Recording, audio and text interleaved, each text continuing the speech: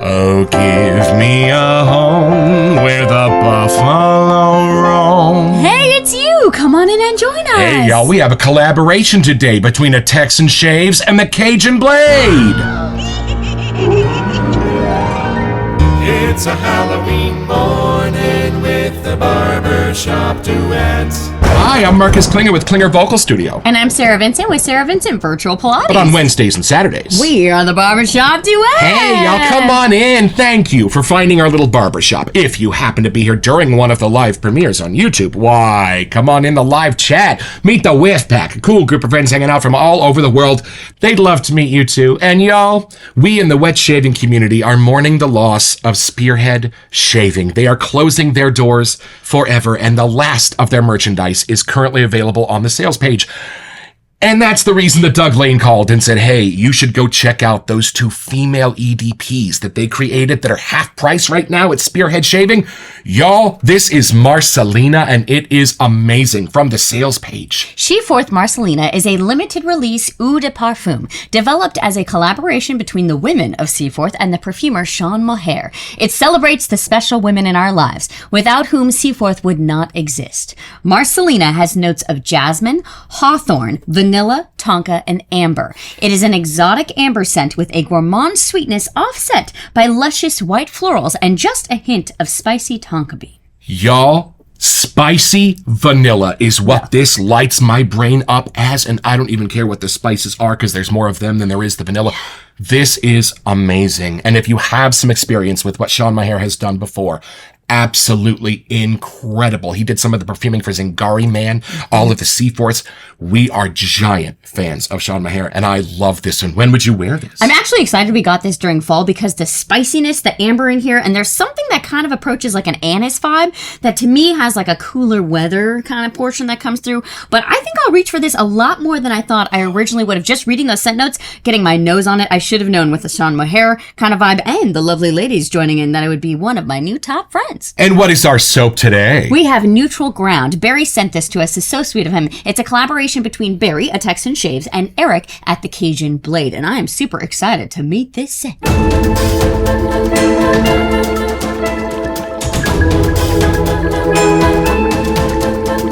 All right, y'all, from the Etsy page for a Cajun Blade. Neutral Ground is a collaboration between the Cajun Blade and a Texan Shaves.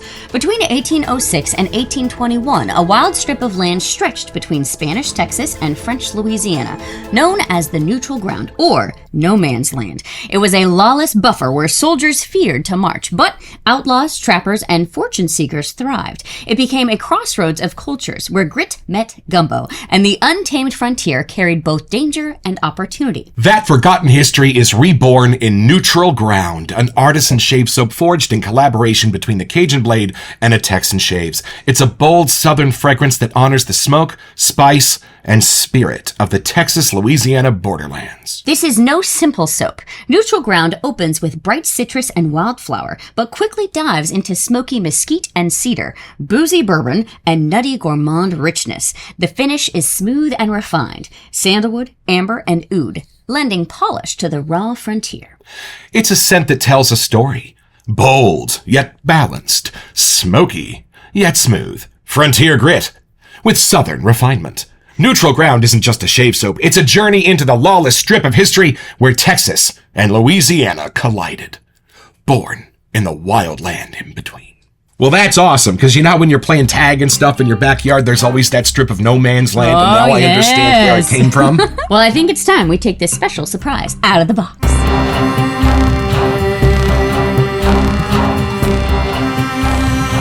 Handle with care, glass. There might be a splash There hiding in there. might. Let's see. All right. Oh, Y'all, look how beautifully note. that's packaged. Am I right? does that count as a note? Absolutely. Thank you for your support. I hope you enjoy. Feedback is appreciated. Woo. All right, you open that. Okay. And I will see what's hiding in this. Oh, look at that label. That's really relaxing. Look at that sunset. Look at that beautiful Oh, color. man. Oh, there's the splash Yeah? bottle. A little bit modeled after a hot sauce bottle, I think, coming from the Cajun Blade. Well, y'all, we are so excited for this, and we've been talking about it for a couple days, and now it's time for our first impression.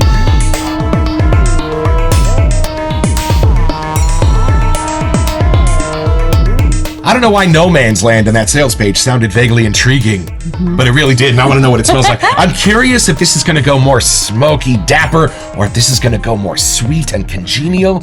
Let's see. Let's dive in. Okay, let's see. Oh, it is wildly both. Okay. Wildly both. Hold on, this is funny. I can almost sense both places coming together in this neutral ground. There's a lot going on in this analogy. Hold on. I mean, as we read the sales plates, it kind of hinted at that, but I didn't realize it'd be that specific. Okay, it starts with something floral and sweet, but hold on. Very prairie-esque. Oh. There's dirt under my feet. There's grasses. There's crickets. It's dry. That's the sense I'm getting from the florals. A little bit of citrus is in there, but again, it's almost more like a leathered orange peel or like a charred citrus peel kind of a thing. Y'all, masculine dapper, but intriguing and friendly. I'm not getting like mystery out of this. I'm getting peace. I'm getting contemplation. Ooh. Well, it's the feeling of the kind of place where I would want to go just to get away and be alone with my thoughts if I ever had any. Yeah, my grandpa did not have a little farm, E-I-E-I-O. He had a big farm, and if you started walking and you weren't really cognizant of the time, you'd find yourself so far from the ranch house you could barely see it, but you were so alone out there, and that was kind of the cool thing. And that's the sense that this is giving me. I can sense the earth. I can sense the dry, dusty breeze in amongst these scent notes. My nose is having the same experience as when we'd go camping in a new place and I'd get out of the car for the first time, and I'd use my nose to help discover where we were. Beautiful. All right, so those light, earthy, grassy herbs and florals then dive down into a citrus that does not go as sweet as its own juice, which is why I think it's kind of a charred, leathered version of the peel, but there is a sweetness to it. So when that yin-yang happens between the floral and the citrus, there is beautiful movement of a Texas breeze. And then that drops me down onto a beautiful bed of smoke. But here's the thing. For me, it's not live smoke. Okay. It's not a currently burning fire. Believe me, we live in California. I know what that smells like.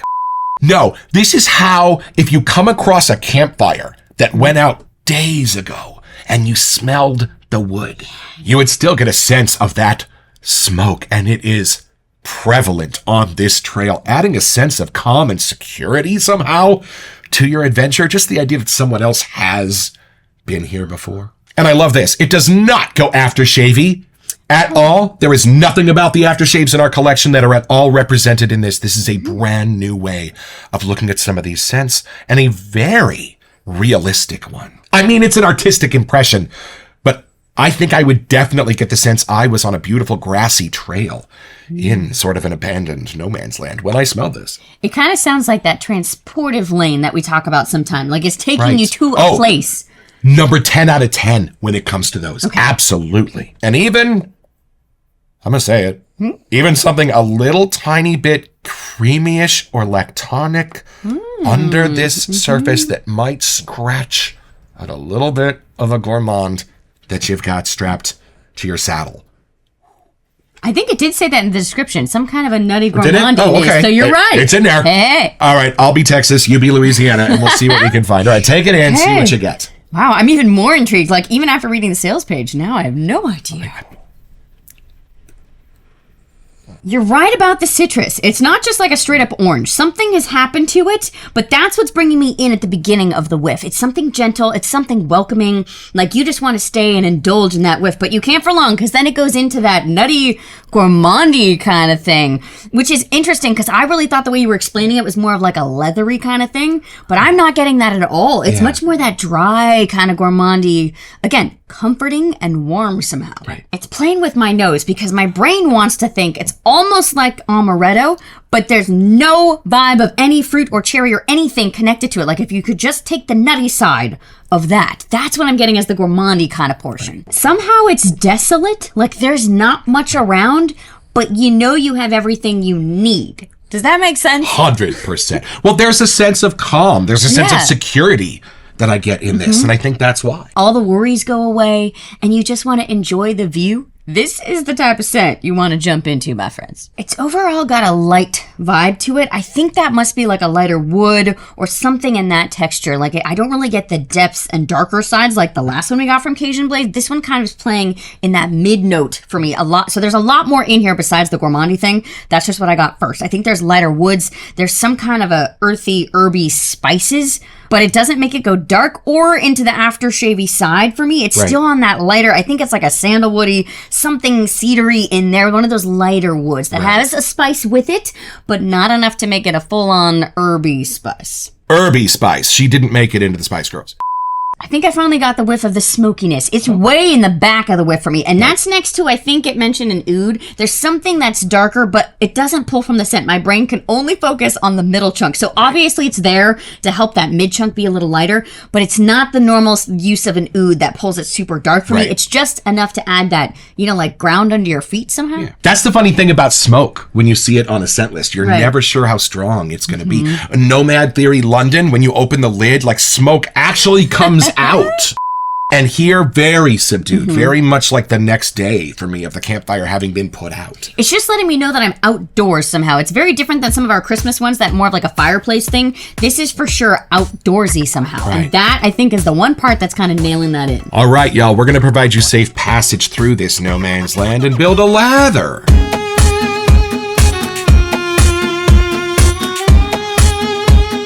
All right, y'all, back to the Etsy page for a Cajun Blade.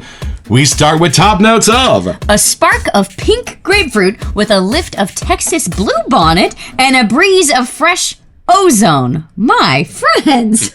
I have heard that bluebonnet is one of the most absolutely gorgeous florals to experience on its own. And wait a minute, is that the... Yep.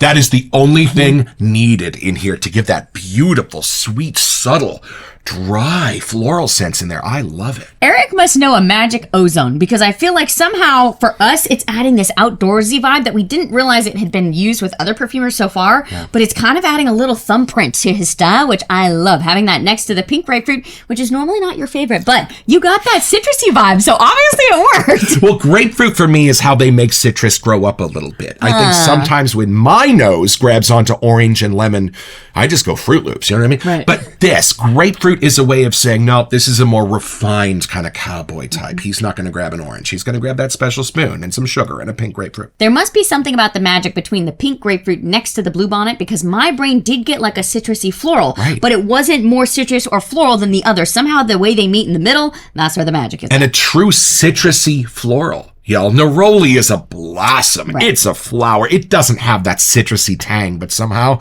when you mix bluebonnet with pink grapefruit, it does. And then into the heart notes. We start with mesquite smoked cedar. So maybe I was a little bit right. Maybe it's not a currently burning fire. Maybe it's cedar that has already been mesquite there you go. smoked. I'm taking credit. And then bay rum spice. Now, maybe not the bay, but the rum spice. There maybe you what go. they're alluring to. Do you get that in there? Well, my brain was stuck between the two. So I think that's why I was saying it wasn't quite aftershavy, but that's why. It's not really meant to be. It's just the bay rum spice. But next to that cedar smoked mesquite kind of vibe, it really tweaks it in a fun way. And then I'm seeing something here that's one of my all-time favorite things. Bourbon toasted pecan.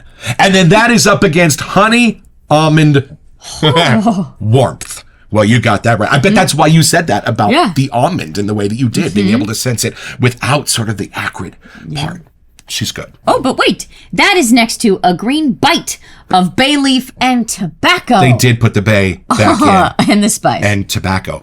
Not entirely unrelated, but it's funny. When you have a bay rum in the wet shaving world, it's rarely mixed with tobacco. Right. Maybe they fight. Here, they don't. They get along great. This is beautiful. And I do sense the bay. If I said this was a little hint of a bay rum, would you said I was lying? No, but there's something about it being next to those gourmandy sweets that is like a secret weapon. Right. And y'all, there's a complexity to this. I know we have not whipped out our complexity scale in a while, but this is an 8 or a 9. And we haven't even gotten to the base notes. And here they are. Sandalwood. Amber! That makes a lot of sense to me. That's how the vanilla is binding with that beautiful morning sense in here. Royal Tonka. Whoa, whoa, whoa. And within Tonka is going to be that natural sense of coumarin that is so beautiful and almost hay-like on the skin. Perfect for neutral ground. patchouli, oud wood. Sarah was right.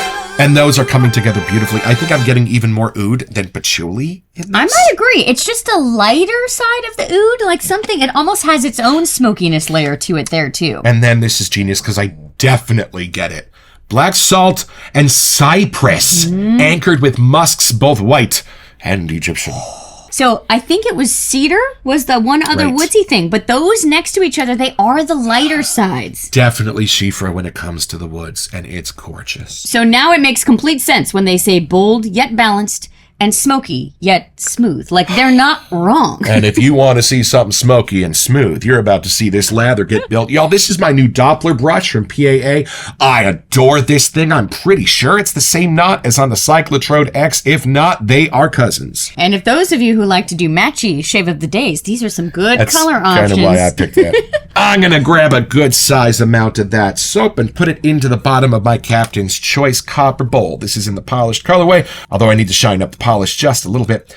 And y'all, here's how we make our lathers here at the Barbershop Duet. I'm going to spread out that lather kind of thin over the whole top half of the bowl. No chunks, just a thin layer of soap. And then I'm going to hit it with a little bit of Louisiana rainwater, sourced here by the Smaldridge family. All right, y'all, so at the very beginning of our journey, we were making lathers that were foamy, frothy, overflow in the bowl, not what you want on your face.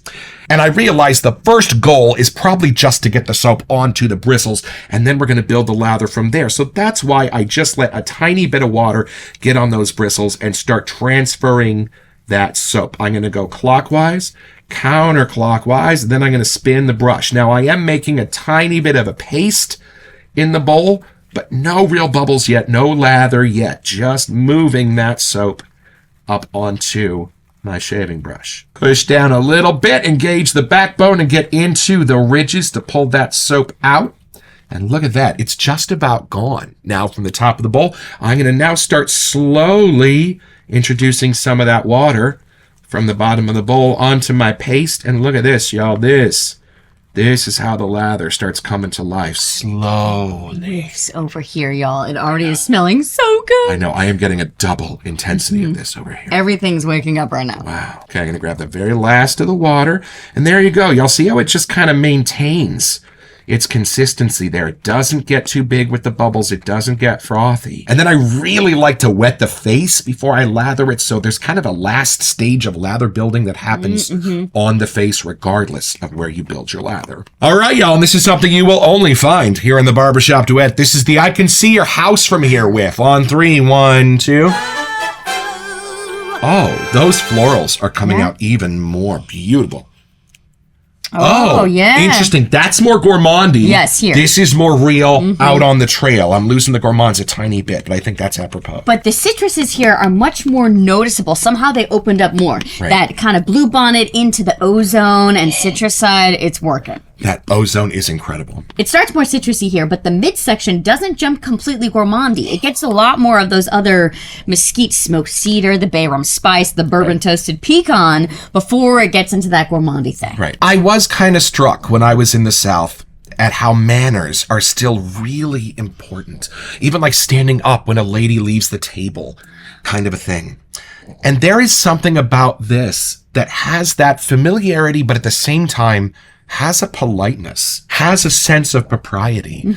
In the soap, you can almost smell the politeness. I gotta say, this isn't as masculine of a scent as I was expecting from the sales page and reading through. Like the way that the gourmandies are woven in and it's starting off with more of the citrus side. Like I really feel like this is kind of a neutral zone. Neutral ground. But that's apropos. Think Florida water. Think some of those things that were down there in the South. By the way, I did read after we shot that episode that Lucille Ball's last words were, "My Florida water," asking for that bottle of goodness. Apparently, they did not get it to her in time. And y'all, we love watching both Eric and Barry shave on YouTube, but we don't do shaving here in the Barbershop Duet. We thought you still might like to see what this lather looks like when it coats and covers a face. Y'all, you just know you're going to have a good shave. Look at this. Why don't you try a little Yes, of that? I would love to. Sometimes I'm shocked at how long just having the soap on my face makes the scent last. It's true. Sometimes you go on a walk after filming and I'll get whiffs of it for a while after and be like, oh, I guess there is still a Did you put on the splash? I'm like, no, I didn't. I just wiped off the soap. You can still smell, oh, there's a splash. All right, y'all, come along with us. We are almost completely through this neutral ground, but we got to go a little deeper.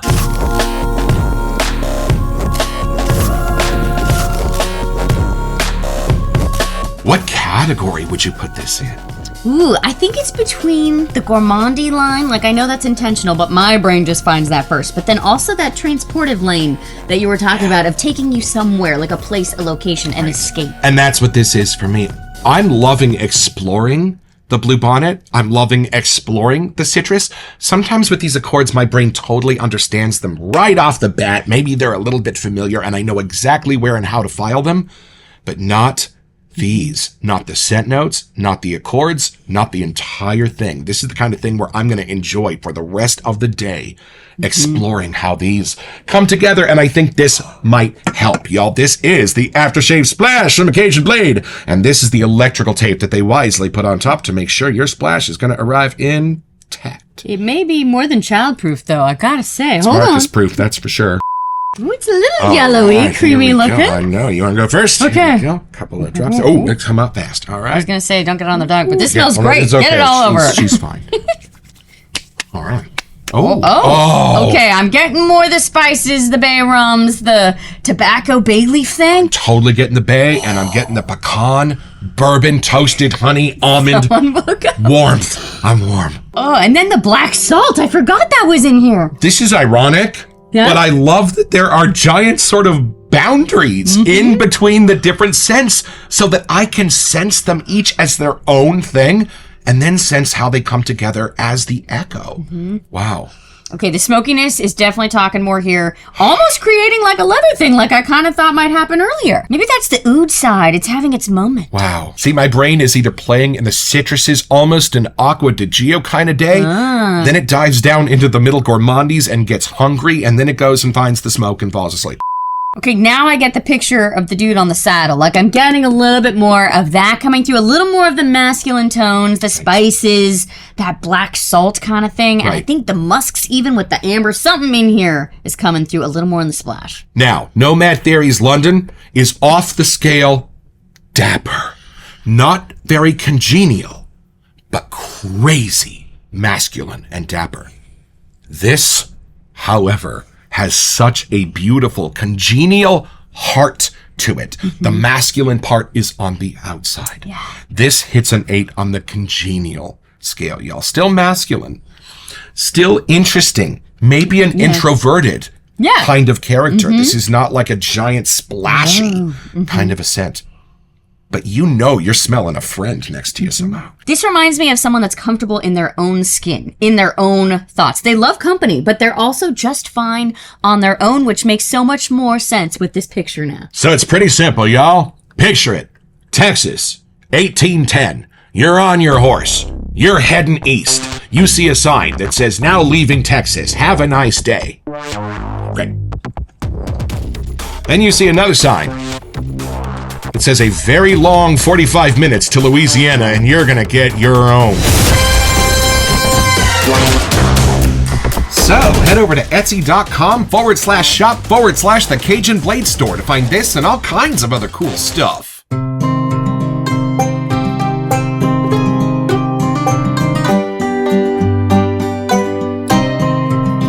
All right, y'all, I am back from my Halloween shave with neutral ground, and it was thoroughly enjoyable. As I was building that lather, that gourmandy side of the whiff really was coming out, and that lather is padded and slick, y'all. I will be back to enjoy this one very soon.